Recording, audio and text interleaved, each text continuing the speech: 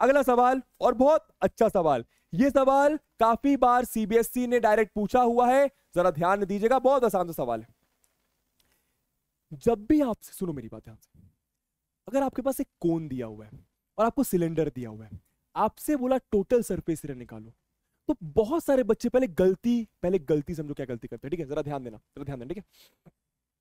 आपको कोन दिया है, सिलेंडर दिया है, आपसे बोला टोटल सरफेस एरिया निकालो, तो बच्चे क्या गलती करते हैं, अच्छा टोटल सरफेस एरिया निकालने को बोला है तो कोन का टीएसए और सिलेंडर का टीएसए प्लस कर दो, मतलब कोन का टीएसए अलग निकाल लो, सिलेंडर का अलग निकालो, प्लस कर दो। नहीं, आपको ये देखना है कि सरफेस पर कौन सा पार्ट है, सरफेस पर कौन सा पार्ट है। कहने का मतलब क्या, मैं आपको बताता हूं। फ्रॉम अ सॉलिड सिलेंडर, एक सॉलिड सिलेंडर से ऑफ हाइट इतना एंड रेडियस इतना, a conical cavity of height इतना एंड इतना, रेडियस इज हॉलोड आउट। क्या बोला भैया, आराम से क्वेश्चन समझने की कोशिश करो। एक सॉलिड सिलेंडर है, ठीक है, जिसका हाइट आपका 30 है, जिसका हाइट आपका 30 सेंटीमीटर है, जिसका रेडियस आपका 7 सेंटीमीटर है, ठीक है। अ कोनिकल कैविटी मतलब कोनिकल गड्ढा, कोनिकल कैविटी मतलब कोनिकल गड्ढा, कोनिकल गड्ढा ऑफ इतना हाइट और इतना रेडियस इज हॉलोड आउट। आप समझो हुआ क्या, यहां पर क्या हुआ, यहां पर एक कोनिकल गड्ढा, आप समझो हुआ क्या, यहां पर एक ऐसा कोनिकल गड्ढा बाहर निकाल लिया गया। क्या इमेजिन कर पा रहे हो, ऐसा कोनिकल गड्ढा बाहर निकाल लिया गया, कोनिकल गड्ढा खरा, इसको बाहर निकाला, तो बताओ देखो शेप कैसा बनेगा, इमेजिन करो जरा शेप कैसा बनेगा, ऐसा कुछ शेप बचेगा, ऐसा कुछ शेप बचेगा, सोच के देखो जरा। सिलेंडर की हाइट आपकी 30 सेंटीमीटर है, ठीक है, इसको मैं कैपिटल एच कह देता हूं, और कोन की हाइट स्मॉल एच 24 सेंटीमीटर है। रेडियस दोनों का सेम है, मतलब रेडियस दोनों का ही कितना है, आर 7 सेंटीमीटर और इसका भी आर 7 सेंटीमीटर। आप इमेजिन कर पा रहे हो, मैं आपको बताता हूं, इमेजिन करवाता हूं। देखो कौन कहां है अपने पास, अरे भैया कौन नहीं मिल रहा है, कोई बात नहीं सर, चला गया है कहीं पे कौन, कोई बात नहीं, जरा ध्यान देना, ठीक है। इमेजिन करो कोनिकल कैविटी मतलब कोनिकल गड्ढा बाहर निकाल लिया गया, ये बाहर निकाला। इमेजिन करो अंदर कैसा शेप बनेगा। अब हमसे क्या बोला, टोटल सरफेस एरिया बताओ रिमेनिंग सॉलिड का। जो गड्ढा निकाल लिया गया उसके बाद ये शेप बना, इसका टोटल सरफेस एरिया क्या होगा, इसका टोटल सरफेस एरिया मतलब इसकी सरफेस पे कौन कौन सा पार्ट है, सिंपल, कौन कौन सा होगा। आप ये सोचो बस कि आप कहां कहां टच कर पाओगे, आप नीचे टच कर पाओगे, आप सिलेंडर के कर्व्ड सरफेस में टच कर पाओगे। अगर कोनिकल गड्ढा नहीं हुआ होता तो आप ऊपर भी टच कर पाते, लेकिन कोनिकल गड्ढा हो गया मतलब अंदर हाथ डाल पाओगे, पर अंदर टच कहां कर पाओगे, कोन के कर्व्ड सरफेस में। क्या इमेजिन कर पा रहे हो, मतलब आप इधर पे टच कर पाओगे, इधर पे टच कर पाओगे और इधर पे टच कर पाओगे। क्या ये बात समझ आ रही है, समझे। तो आपसे बोला total surface area of remaining solid, total surface area of remaining solid कितना होगा मेरी जान, बोलना जरा। सर नीचे वाला मतलब पाई आर स्क्वायर। आप इसको ऐसे हमेशा लिखें कि एरिया कि बेस एरिया ऑफ सिलेंडर, इसके मार्क्स होते हैं क्या, base area of cylinder plus curved surface area of cylinder plus सबका वैसे answer curved surface area of cone, है ना, सही है। तो बेस एरिया ऑफ सिलेंडर मतलब पाई आर स्क्वायर, क्योंकि नीचे सर्कल होता है। कर्व्ड सरफेस एरिया क्या हो जाएगा, 2 पाई आर कैपिटल एच, क्योंकि इसका कैपिटल एच है, और उसका क्या पाई आर एल होता है। सही बात है, हाँ सर। पर एक बात बताओ, एल कैसे निकालेंगे, स्लैंट हाइट कैसे निकालेंगे। अच्छा दोनों का आर, मैंने आर लिया हुआ है, ये बात याद रखना, क्योंकि दोनों का रेडियस सेम है। तो सबसे पहले वैल्यूज रखने से पहले कॉमन निकालें। यहाँ पे पाई आर, यहाँ पे पाई आर, यहाँ पे पाई आर, तो पाई आर मैंने बाहर निकाला, तो यहाँ पर एक आर बचेगा, यहाँ पे 2 कैपिटल एच बचेगा, यहाँ पे आपका स्मॉल एल बचेगा। पर स्लैंट हाइट कैसे निकालेंगे, देखो स्लैंट हाइट का फॉर्मूला क्या, L² is equal to H² plus R²। तो L², H कितना है कोन का 24 का स्क्वायर, आर कितना है भैया, आर 7 का स्क्वायर, तो 24 का स्क्वायर 576, ये आपका 49, तो बेसिकली एल स्क्वायर आपका आ गया 625, तो एल आपका आ गया अंडर रूट ऑफ 625, मतलब एल आपका आ गया 25, एल आपका आ गया 25।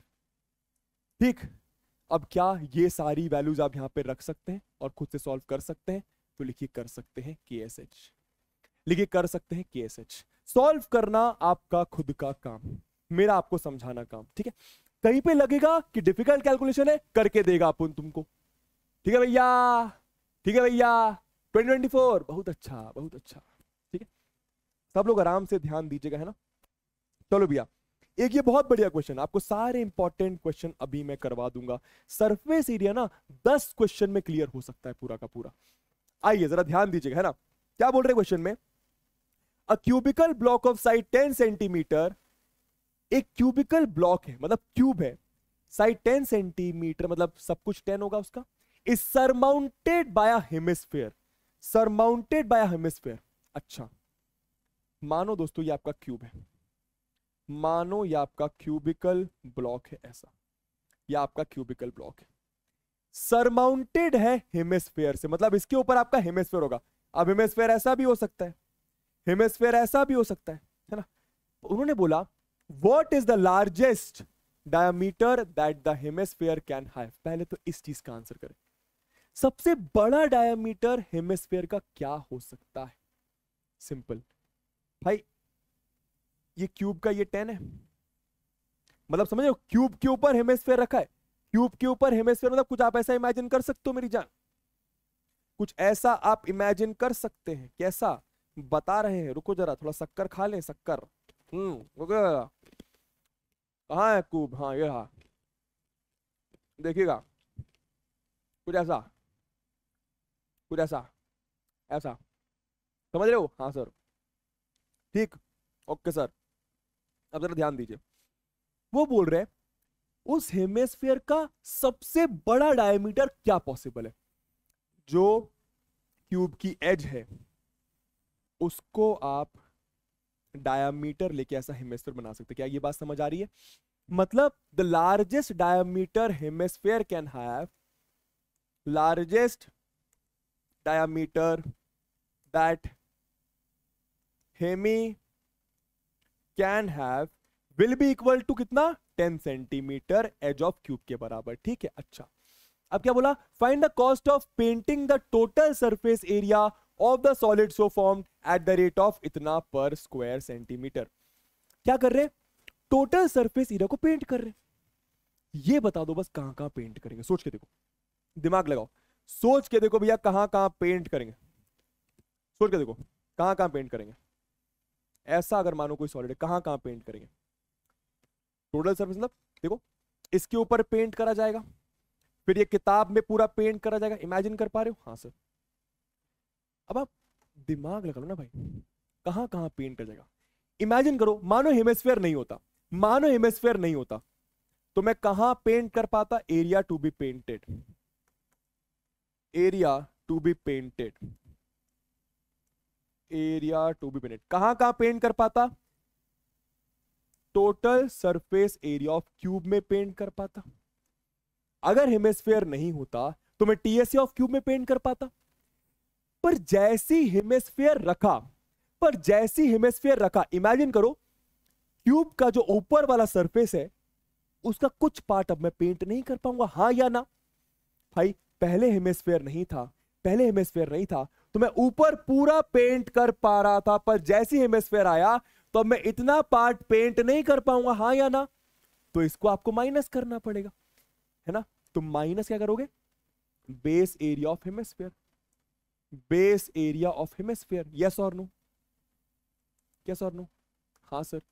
लेकिन जैसी हेमिस्फीयर रखा तो आप हेमिस्फीयर में यहां पे भी तो पेंट कर पाओगे, हाँ या ना। मतलब हेमिस्फीयर के सीएसए में पेंट कर पाओगे, हाँ या ना, हाँ सर। तो प्लस सीएसए ऑफ हेमिस्फीयर में भी आप पेंट कर पाएंगे। बस आपको इतनी बात समझ आ गई, आपका चैप्टर पूरा एक ही क्वेश्चन में क्लियर हो जाता है। ठीक, समझ गए ना। हेमिस्फीयर नहीं होता तो पूरे सरफेस मतलब ऊपर वाला पूरा पेंट कर पाते, पर जैसी हेमिस्फीयर रखा तो हेमिस्फीयर के नीचे वाले पार्ट की वजह से क्या हुआ, हेमिस्फीयर के नीचे वाले पार्ट की वजह से क्या हुआ, ये कुछ पार्ट ढक गया, ये कुछ पार्ट ढक गया, तो अब इतना पेंट नहीं कर पाओगे, तो इसको आपको माइनस करना पड़ेगा। ये क्या है, ये सर्कल है, क्या है ये सर्कल है ना। तो बस टीएसए ऑफ क्यूब क्या होता है, 6a स्क्वायर, बेस एरिया क्या है भैया, pi r square, CS of hemisphere क्या है, 2 पाई आर स्क्वायर। सही है, सही है गुरुजी, चलो सॉल्व करो इसको। 6a square minus pi r square plus 2 pi r square, pi r square होगा, वैल्यूज रखो आंसर आएगा। तो 6 ए कितना है 10 का स्क्वायर प्लस पाई की जगह उन्होंने 3.14 बोला, तो 314 बाय 100 ले लेते हैं, रेडियस आपका 5 और 5, ठीक है।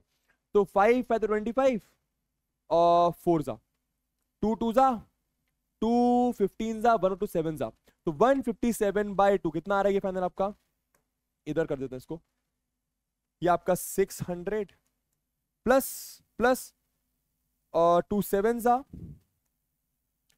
जा 1 बचा 2 8 जा 0.5, तो 678.5 सेंटीमीटर स्क्वायर मेरे ख्याल से है ना, सेंटीमीटर स्क्वायर। सबका इतना ही आ रहा है क्या, 678.5, 678.5, बहुत बढ़िया। अब हमसे क्या बोला है, हमसे क्या बोला कि भैया 5 रुपए लग रहा है 100 सेंटीमीटर स्क्वायर पेंट करने में, समझना 5 रुपए लग रहा है 100 सेंटीमीटर स्क्वायर पेंट करने में।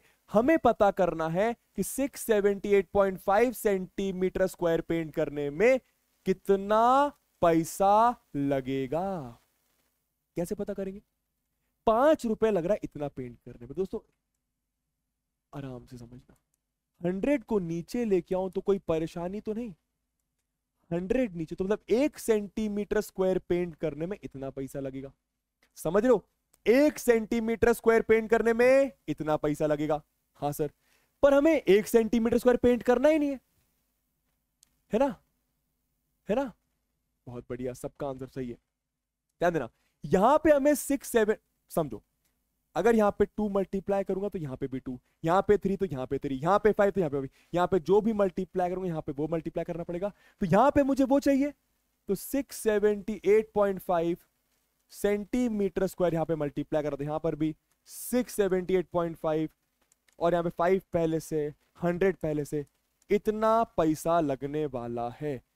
बता दो कैलकुलेट करके फाइनल कितना आएगा, ये बताओ इसका आंसर फाइनल कितना आएगा, 33 पॉइंट, चलो ठीक है कर लेना ना, कर लेना। ये क्वेश्चन सबको बना तो लिखो बना गुरुजी, बना गुरुजी,